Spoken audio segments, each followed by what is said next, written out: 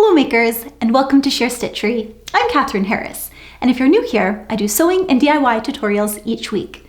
This week, I've got a DIY for you.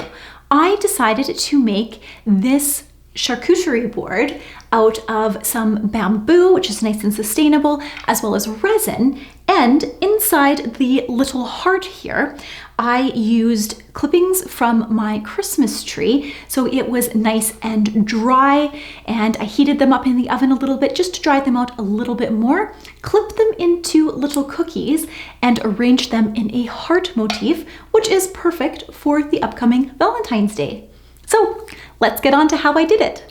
Bum bum bum ba-dum ba-dum bum bum bum bum bum ba-dum ba-dum bum bum bum bum ba-dum ba-dum bum bum bum bum bum ba-dum ba-dum bum bum bum bum ba-dum ba-dum bum bum bum bum bum ba-dum ba-dum bum bum bum bum ba-dum ba-dum bum bum. So we're going to start by making the wood cookies. So I am just measuring how high it is on my trivet that I have room to make these cookies, and then I am just using my saw to cut these off, and later I did find a pair of garden snips which made the task much faster. Now we're going to prep the board.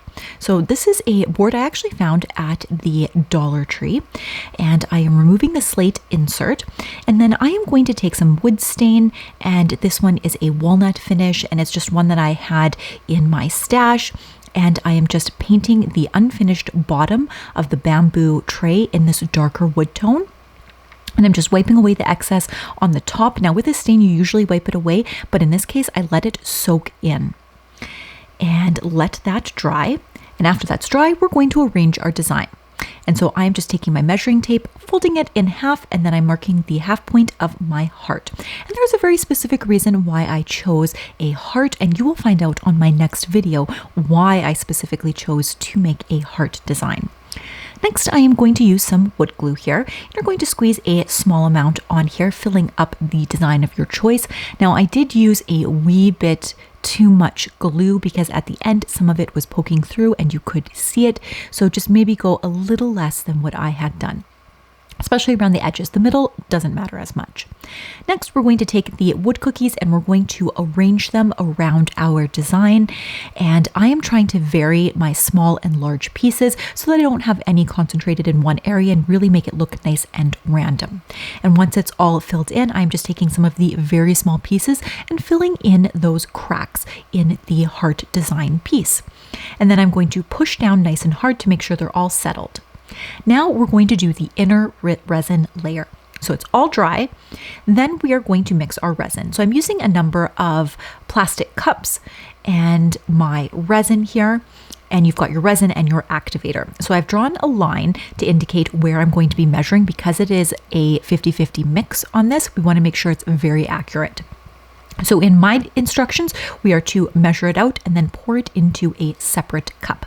So that is what I am doing with this one here. And this is the resin portion of it. And once that is measured out, then we're going to add the activator to the exact same fill line. And make sure you read your instructions specifically for your resin because some of them do differ. Then we're going to add that to our cup, and then we are going to mix.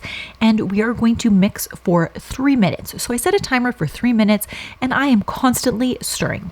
And once it is all done, then we need to transfer it over to a second cup.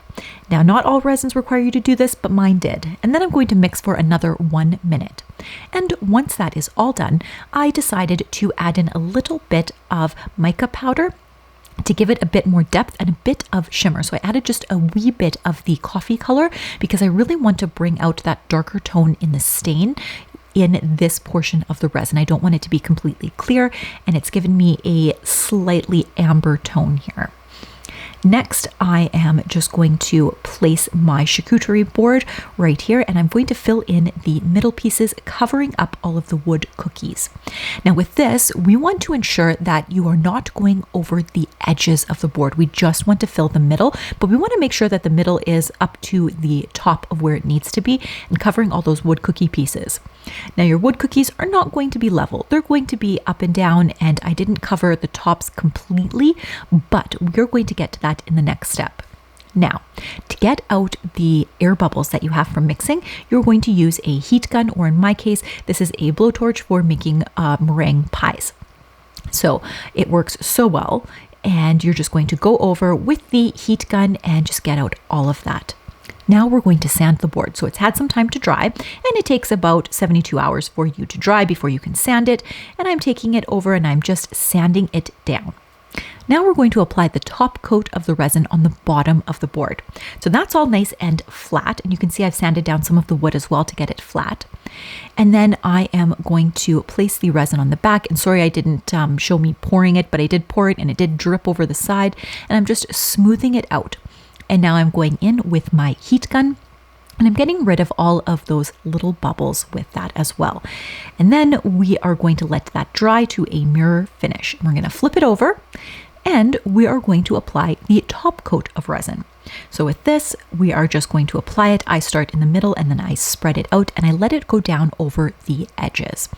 And I probably could have used a little bit more resin on this, but this is what I had mixed up.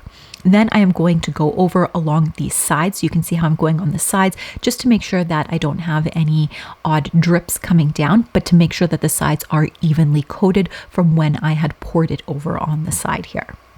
And so once that is done, we are once again going to go over with the heat gun. Oh, I find this so satisfying to just go over and get rid of all of those air bubbles and get it nice and crystal clear. It just brings me so much joy. I love this part the most. So now that it has dried, we're going to let it cure for about 72 hours for our board, and it looks oh so cute. So now that you've let your board cure for at least 72 hours, you can go ahead and use it.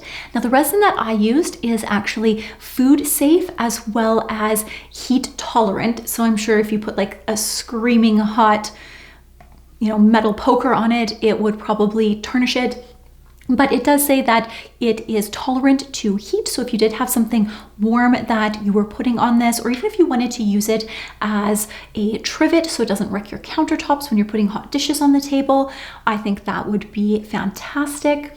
Let me know what your thoughts are and maybe what designs you would put in the middle of your board. If you enjoyed this video, don't forget to comment down below and give it a big thumbs up.